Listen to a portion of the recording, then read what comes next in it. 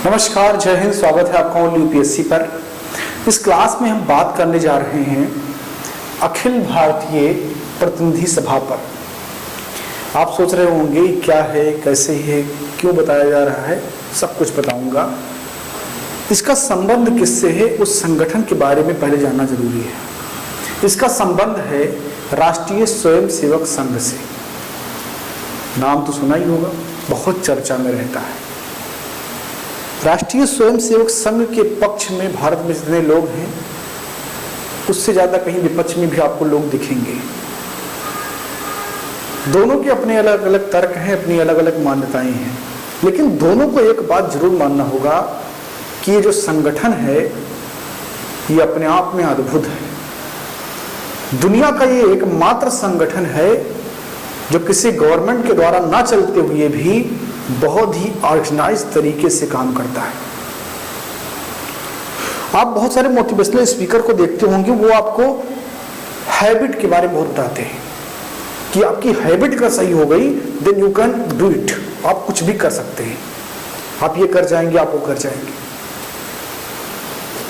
मैंने देखा है कि आरएसएस हैबिट पर बहुत काम करता है।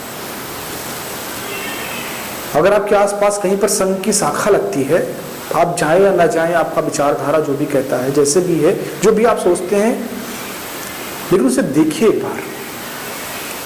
तो सुबह अपने करेक्ट एक सही समय पर आपको मिलेंगे शाखा में।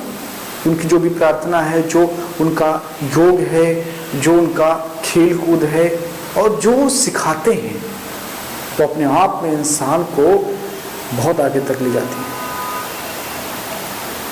सरस्वती स्कूलों में जिन्होंने पढ़ाई किया होगा वो उन सारी चीज़ों को जानते होंगे, और जिन्होंने नहीं पढ़ाई किया है एक बार देखिए। वो एक जीवन शैली सिखाते हैं, एक जीवन शैली जो आपके पूरे के पूरे जीवन को बेहतर कर सकता है। उस संगठन के विचारधारा से हो सकता है कि आप मुख्तलिफ हो, लेकिन उसकी कार्यशैली पर कोई सवाल खड़ा नहीं कर सकता। प्रत्येक वर्ष उसका एक कार्यक्रम होता है, अखिल भारतीय प्रतिनिधि सभा, और इस सभा में वो कोई रेजोल्यूशन पास करते हैं और पूरे वर्ष उस पर काम करते हैं। और दुनिया का एकमात्र संगठन है, आप इतिहास उठा करके पढ़ लीजिएगा, ऐसा संगठन आपको नहीं मिलेगा जो अनपेड है और पेड से ज्यादा अच्छा रिजल्ट देता है। कैन यू बिलीव इट कि आप किसी ऐसी जगह पर दिन रात काम करते हो, 24 घंटा, कोई टाइम लिमिट नहीं है भाई साहब। 8 घंटे 10 घंटे बहुत देखते ना गाड़ी में आप, कोई टाइम लिमिट यहाँ पे नहीं है। और वर्कआउट देखेंगे तो आप सैल्यूट करेंगे। हो सकता है आपको ये लगे कि मैं प्रचार कर रहा हूँ, लेकिन मेरा उद्देश्य प्रचार करना नहीं है, मैं सत्य को बता रहा हूँ आपको। इंडिया में किसी भी कोने पर कोई भी ट्रेजेडी आ जाए, आपको सबसे पहले अगर कोई संस्था का व्यक्ति मिलेगा तो वो संघ का होगा, राष्ट्रीय स्वयंसेवक संघ का। कहीं तूफान आ जाए, कहीं पर बाढ़ आ जाए, कहीं पर सूखा पड़ जाए, कोई भी ट्रेजेडी हो जाए, हर जगह वो आपको दिखाई पड़ेंगे। केरला, जहाँ पर पता नहीं कितने राष्ट्रीय स्वयंसेवक संघ के कार्यकर्ता मारे गए, वहाँ पर जब बहुत भीषण बाढ़ आई तो सबसे ज़्यादा फूड पैकेट बांटने में, वहाँ के लोगों को मदद करने में राष्ट्रीय स्वयंसेवक संघ के लोग दिखाई दिए। इस बात को एडमिट किया केरला गवर्नमेंट ने। और सिर्फ इंडिया में नहीं, आउट ऑफ इंडिया, नेपाल में जब बहुत बड़ा भूकंप आया 3-4 साल पहले, 5 साल पहले, तो वहाँ भी आपने देखा कि किस तरीके से राष्ट्रीय स्वयंसेवक संघ ने वहाँ पर लोगों को सर्विसेज दी, और विदाउट एनी पेमेंट, कोई पेमेंट वो प्राप्त नहीं करते हैं। वो संगठन आपको जीवन की एक शैली सिखा सकता है, पढ़िएगा उसके बारे में। हम बात करेंगे अखिल भारतीय प्रतिनिधि सभा पर, और हमारा उद्देश्य बिल्कुल ये नहीं है कि मैं इसके बारे में कुछ ज़्यादा आपको बताऊँ। हमारा उद्देश्य ये है कि इस बार के अखिल भारतीय प्रतिनिधि सभा में, जो कि गुजरात में आयोजित हुआ, गुजरात के अहमदाबाद में, यहाँ पर जो एक रेजोल्यूशन पास किया गया, उस पर बात करना हमारा उद्देश्य है। वो रेजोल्यूशन क्या कहता है? आज भारत में सबसे ज्यादा बात किसकी हो रही है? नौकरी की। किसकी? नौकरी की। और नौकरी में भी किसकी? गवर्नमेंट नौकरी की। नौकरी का मतलब ही गवर्नमेंट हो गया है। खूब बात होती है, बेरोजगारी, ये दर वो दर। इसी नौकरी को लेकर के और ये नौकरी किस तरीके से भारत की अर्थव्यवस्था में योगदान कर सकता है, एक खाका प्रस्तुत किया है आरएसएस ने। उसी खाका पर बात करने के लिए मैं वीडियो बना रहा हूं और आपको समझा रहा हूं। उन्होंने किन बिंदुओं पर ध्यान आकर्षित करने की बात करी है और उन्होंने जिन प्रस्तावों को पास किया है वो कैसे इंप्लीमेंट करेंगे, कैसे सरकारों से बातचीत करेंगे, कैसे उसको आगे लेकर जाएंगे, उस पर हम बात करेंगे। नौकरी का मतलब ही गवर्नमेंट हो गया है। प्राइवेट नौकरी का मतलब होता है कि आप नौकरी नहीं कर रहे हैं। जबकि सत्य ये है ना कि दुनिया में 1% लोग भी नहीं है ओवरऑल, अगर आप पूरी दुनिया वर्ल्ड वाइड आप पूरी दुनिया को देख लीजिए जो गवर्नमेंट नौकरी करते हैं, टोटल पॉपुलेशन का अगर 1% आप देखने जाएंगे तो सिस्टम कैसे चल रहा है। लेकिन इसका कतई मतलब ये नहीं कि गवर्नमेंट नौकरी जरूरी नहीं है। हर देश हर काल की अलग अलग परिस्थितियां होती हैं। तो इस वीडियो में हम समझने जा रहे हैं कि जो प्रस्ताव दिया है आरएसएस ने वो प्रस्ताव क्या है और किस तरीके से वो नौकरी को बढ़ावा दे सकता है इंडिया में। आरएसएस का फोकस इंडिया में है। वो बात ये करना चाहते हैं कि भारत में नौकरी कैसे ज़्यादा से ज़्यादा हो सकती है। कोई नीति आयोग जहाँ पर बहुत बड़े बड़े अर्थशास्त्री आपको मिलते होंगे, कोई फला संस्था, कोई ढिका संस्था जिसमें रिसर्च हो रहा है इकोनॉमी में, उनसे कहीं बेहतर मॉडल है। और अगर इस पर ढंग से काम हो तो निश्चित तौर पर जॉब अपॉर्चुनिटी भी बढ़ेगी और वो जॉब जो है वो हमारी भौगोलिक परिस्थिति को भी जोड़ती हुई नजर आएगी।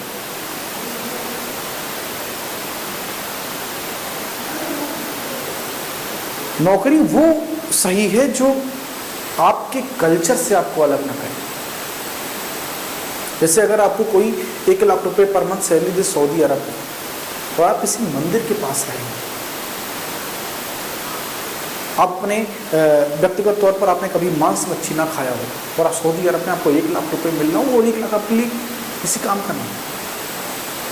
आपको नौकरी उन परिस्थितियों में मिलनी चाहिए जिन परिस्थितियों में आपका कल्चराइजेशन हुआ, आपका सोशलाइजेशन हुआ है। और ये तो ऐसा एग्जाम्पल हो गया खाने पीने का। मैं एक और एग्जाम्पल आपको देता हूँ। कोई उत्तर प्रदेश से किसी गांव का रहने वाला एक व्यक्ति है, वो उत्तर प्रदेश के किसी गांव में अगर 10,000 रुपये कमा ले तो वो उतना ही पैसा बचाएगा जितना बंबई में जा करके कहीं किसी छोटे से फैक्ट्री में काम करके बचाता है। क्यों? क्योंकि वो जो भूगोल है वहां पर वो फिट नहीं बैठ रहा है। तो ये जो पूरा मॉडल संघ ने बताया ये बहुत ही जबरदस्त है और एक एक करके हम इसे समझने जा रहे हैं। पहला है मानव केंद्रित। तो हमारी जो अर्थव्यवस्था होनी चाहिए और खासकर जब हम नौकरी में जाएं, हम नौकरी देने का प्रयास करें, नई यूनिट्स लगाने का प्रयास करें, तो हम मानव केंद्रित हों। क्या हूँ? मानव केंद्रित। तो आप कहेंगे ये कैसे होगा? अभी जो मैंने आपको बताया कि जो जिम्मेदार संस्थाएं हैं जिनको नौकरी देना है, वो चाहे कारपोरेट हो या कोई गवर्नमेंट बॉडी हो, वो अगर ये तय कर पाए कि जैसे उड़ीसा में अगर उन्हें कोई किसी यूनिट को लगाना है तो ऐसी जगह पर लगाएं कि वहाँ का स्थानीय व्यक्ति जो वही उसी वातावरण में रहना चाहता है, जनजातीय है, उसको वहीं पर रोजगार मिल जाए। बम्बई में ला करके उसको यूनिट में जॉब देने की कोई जरूरत नहीं है। और पूरी मानवीय संवेदना के साथ 6 घंटे की ड्यूटी, कोई हिजार्ड कंडीशन ना हो, ऐसे में उनको रोजगार देने की बात। तो ये पहला बिंदु है। दूसरा बिंदु है पर्यावरण के अनुकूल होना चाहिए। पर्यावरण एक ऐसी चीज है जिसके बिना आपका जीवन सिर्फ एक कल्पना है, उसके अलावा कुछ नहीं। और अगर पर्यावरण को गंभीरता से नहीं लिया गया तो परिणाम बहुत बुरे होंगे, जो कि दिखाई पड़ने स्टार्ट हो गए हैं। इंक्लूसिव डेवलपमेंट की बात होती है, समावेशी विकास की बात होती है। संघ के इस प्रस्ताव में वो समावेशी विकास दिखाई पड़ता है। आप मैन्युफैक्चरिंग ऐसा करिए कि पर्यावरण के अनुकूल, पर्यावरण के खिलाफ होना। आप पहाड़ों पर पानी इकट्ठा करके डैम बना करके बिजली मत बनाइए, क्योंकि उससे भूस्खलन होगा, पता नहीं कितने लोग मर जाएंगे। बनाना ही है ना, छोटी छोटी यूनिट बनाइए और उसके नए तरीके तलाशिए, प्रकृति के साथ उसको जोड़िए, प्रकृति के खिलाफ नहीं। विकेंद्रीकृत, इस पर मेरा ज्यादा फोकस रहेगा। क्या मतलब है इसका? डिसेंट्रलाइजेशन का मतलब क्या है? डिसेंट्रलाइजेशन का मतलब यह है कि रोजगार के अवसर किसी एक केंद्र पर न रहे। फॉर एग्जाम्पल, आप देखते होंगे बिहार, यूपी, मध्य प्रदेश के लोग कहाँ जॉब करने जा रहे हैं? बम्बई, दिल्ली, ये दिल्ली और मुंबई में जाकर के नौकरी कर रहे हैं। इससे होता क्या है? दिल्ली और मुंबई की जो लाइफ स्टाइल है ना, वो इतनी रद्द हो जाती है, क्योंकि हर भूगोल का अपना एक इकोसिस्टम है, उससे ज़्यादा वो उसको नहीं बर्दाश्त कर सकता। उसके बाद भी उसके परिणाम गलत आने शुरू हो जाएंगे। और अगर रोजगार के लिए आप एक ही जगह पर लोगों को ठूस ठूस के भर रहे हैं, क्योंकि रोजगार की अपॉर्चुनिटी आप पैदा नहीं कर पाए उत्तर प्रदेश और बिहार में, इसीलिए वो लोग सीधे वहां जा रहे हैं। वहां पर भीषण जनसंख्या घनत्व आपको देखने को मिल रहा है, जीवन प्रत्याशा नरक में है, फिर भी लोग रोटी कमाना पड़ेगा ना, पेट के लिए जाएंगे, वो लोग जाते हैं वहां पर। तो डिसेंट्रलाइजेशन बहुत जरूरी है अगर रोजगार को बढ़ाना है और प्रत्येक आदमी को रोजगार देना है, तो डिसेंट्रलाइजेशन बहुत जरूरी है। आप जो रोजगार पैदा करें वो सिर्फ शहरों में ना हो, सिर्फ सिटीज में ना हो, वो विलेजेस में हो। अगर एक गांव में एक यूनिट लगा हुआ जिसमें 50 व्यक्ति को भी अगर नौकरी मिल जाए ना, इंडिया कहाँ होगा आप कल्पना नहीं कर सकते। आप एक बात को सोचिए जरा कि आपके गांव के आसपास कितने लोगों को नौकरी मिलता है। सरकारी की बात में नहीं कर रहा, सेना में, पुलिस में, मास्टर, उनकी बात कर रहा है। कितने लोग आपके गांव के आसपास हैं जो वही नौकरी प्राप्त करते हैं, मजदूरी नहीं, नौकरी। उस पर अलग से बात करेंगे, मजदूरी पर। आप उंगली पर नहीं गिन पाइएगा, क्योंकि आपके आसपास में नौकरी के लिए कुछ है ही नहीं। वो छोटी यूनिट्स लगाए ही नहीं गए जो नौकरी दे सकते हैं। तो इसलिए जरूरी क्या है कि डिसेंट्रलाइजेशन हो और नौकरी शहर से निकल करके गांव में पहुंचे। इससे क्या फायदे होंगे? अति नगरीकरण की समस्या समाप्त होगी। अति नगरीकरण की समस्या क्या होगी? समाप्त होगी। जीवन प्रत्याशा बेहतर होगी और लोग घर छोड़ करके जाने को मजबूर नहीं होंगे। प्रवासन जैसी समस्या देखने को नहीं मिलेगी। तो ये इसके बाद में ग्रामीण रोजगार, जो कि इसी से जुड़ा हुआ है। आप सोचिए कि आप मैगी खाते हैं, आप ब्रेड खाते हैं, आप पिज्जा खाते हैं, किससे बनता है? गेहूं से, चावल से। कहां से आता है गेहूं चावल? विलेज से आता है। कहां से? गांव से आता है। गेहूं और चावल शहरों में नहीं पैदा होता। शहरों में कंक्रीट मिलते हैं, कंक्रीट, पत्थर, सीमेंट, ये आपको मिलेगा शहरों में। आपको गेहूं के खेत, चावल के खेत, धान के खेत कहाँ मिलते हैं? गांव में मिलते हैं। तो तुम्हारे ब्रेड बनाने के लिए, तुम्हारी मैगी बनाने के लिए, तुम्हारे किसी भी चाट मसाला या खाना बनाने के लिए जरूरत किसकी है? वो खेत के गेहूं धान की है। तो इसका मतलब वहीं पर उन यूनिट्स को लगा करके रोजगार पैदा किए जा सकते हैं। शहर में जाने की आवश्यकता है। कितना अच्छा हो कि ब्रेड का जो फैक्ट्री है वो 10 एकड़ जमीन के आसपास कहीं लगा हो। एक गांव में अगर 10-20 एकड़ है जहां पर गेहूं की खेती हो रही, बगल में ब्रेड का लग जाए फैक्ट्री, क्या दिक्कत है?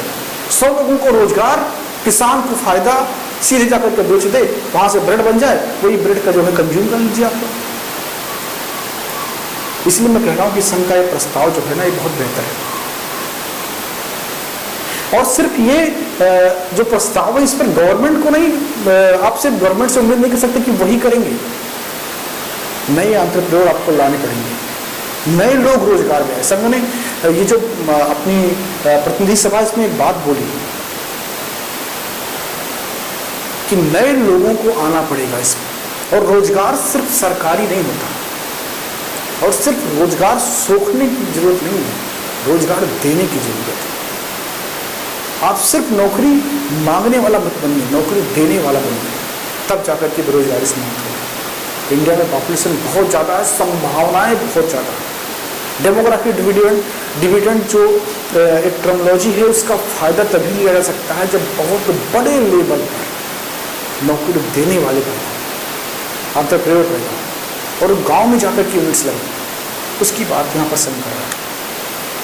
असंगठित क्षेत्र की भागीदारी, वह लोग जो प्रतिदिन नौकरी करते हैं, जिनका कोई डेटा ही नहीं है, रोज 1000 रुपये कमा रहे हो कहीं मजदूरी करके, उनका कोई डेटा ही नहीं है, कुछ पता ही नहीं, आज उनको नौकरी कल नहीं है, परसों फिर से किया, नर्सों भूखे मर रहे हैं।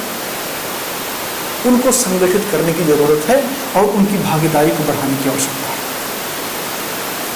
महिला,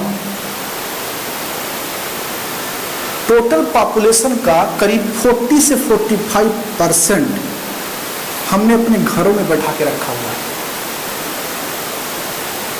उनको हाउसवाइफ बोल करके, घरेलू बोल करके क्या किया, बैठा दिया घर में।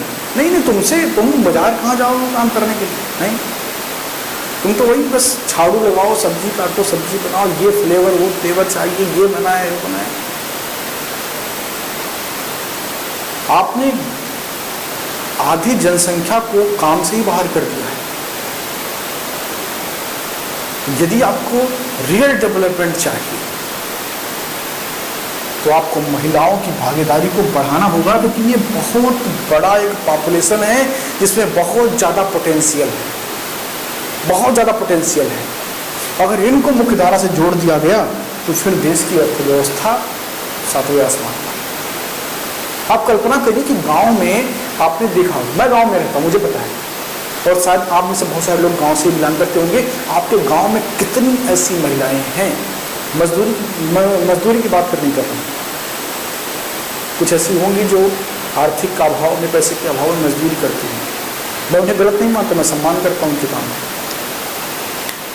लेकिन ऐसी कितने लोगों को आप जानते हैं, कितनी महिलाओं को आप जानते हैं जो गांव में रोजगार प्राप्त करती हैं? उंगली पर आप गिन नहीं पाएंगे, कभी है ही नहीं कोई। एक आध लोग गीता पैदा करें कि दिन भर में वो 100-200 रुपया ही जनरेट कर रही है, नहीं। तो आपने कितने बड़े पॉपुलेशन को इकोनॉमी से बाहर कर दिया है। और आप बात करते हैं हम अमेरिका हो जाएंगे, हम रसिया हो जाएंगे, हम जापान हो जाएंगे, हम फ्रांस हो जाएंगे, नहीं हो पाएंगे। हमें वो बनने के लिए पहले काम करना होगा अपने। और ये जो एक बहुत बड़ा पॉपुलेशन है जिसको हमने काम से ही बाहर कर दिया गया है, इनको काम पे लगाना होगा। और इससे होगा क्या, सही जो महिला सशक्तिकरण है यही होगा। जब वो इकोनॉमी में उनकी भागीदारी होगी, वो भी पैसा कमाएंगे, उनका एम्पावरमेंट हो जाएगा। महिला का एम्पावरमेंट फटे कपड़े पहनने से नहीं होता है, महिला का एम्पावरमेंट गंदे गाने सुनने से नहीं होता है, महिला का एम्पावरमेंट पुरुष की गलतियों को दोहराने से नहीं होता है।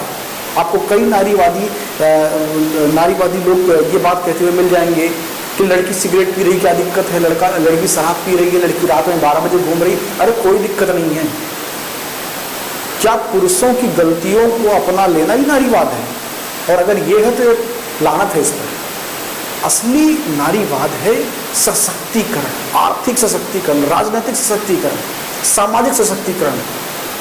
वो खुद के दम पे पैसा कमाए, उनके अंदर आत्मसम्मान का भाव वो डेवलप करें, ये है नारी सशक्तिकरण। और आखिरी में टेक्नोलॉजी और सॉफ्ट स्किल। कई लोग सोचते होंगे कि आरएसएस वाले कुर्ता पजामा पहन के घूमते हैं, वो क्या जाने टेक्नोलॉजी, क्या वो सम्मान भी करते होंगे उनके? बिल्कुल करते हैं, उनके प्रस्ताव में ऐसा। टेक्नोलॉजी के बिना आप डेवलप नहीं कर सकते। परिवर्तन समाज और प्रकृति का नियम है, अगर इसको जिसने स्वीकार नहीं किया वो बर्बाद हो गया। इसलिए परिवर्तन को स्वीकार करना बहुत जरूरी है। और वर्तमान जो दुनिया है वो टेक्नोलॉजी पर ही आधारित है। तो इसका प्रयोग करके, इस पूरे मॉडल का प्रयोग करके भारत में रोजगार के बहुत बड़े अवसर आप खोल सकते हैं और कितनी भी बड़ी जनसंख्या हो उसको रोजगार आप दे सकते हैं। ओवरऑल आप आरएसएस के इस प्रस्ताव को, आत्मनिर्भर भारत के प्रस्ताव को कैसे देखते हैं, आपका राय क्या है, कमेंट बॉक्स में जरूर लिखना। और इस क्लास के बाद में कोई अपना एक बायसनेस मत बनाना कि नहीं मैं किसी आइडियोलॉजी को प्रमोट कर रहा हूँ या आप किसी को प्रमोट कर रहे हैं। उद्देश्य सिर्फ ये है कि भारत कैसे बेहतर है और उसमें जो भी अच्छा करेगा, कोई भी संस्था, कोई भी गवर्नमेंट, कोई भी व्यक्ति हो, तो उसकी बात होनी चाहिए। तो उम्मीद करता हूँ कि आपको पसंद आया होगा। अगर पसंद आया हो तो लाइक करिए और अगर पहली बार हमारे चैनल को देख रहे हैं तो प्लीज़ सब्सक्राइब करिए, बेल आइकन को प्रेस करिए ताकि कोई भी नोटिफिकेशन मिस ना हो।